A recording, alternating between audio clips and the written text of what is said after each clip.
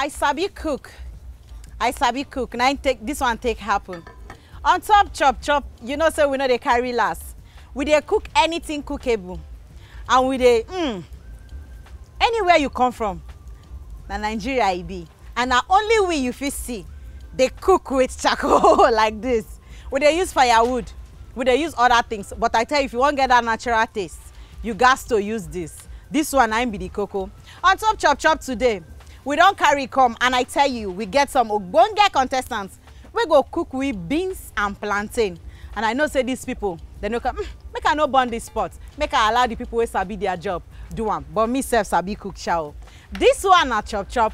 On top of Wazobia TV, you self no go on carry last. Channel 195 for start times. Moku dey do am every Saturday. My name still remain Queen B. When I do.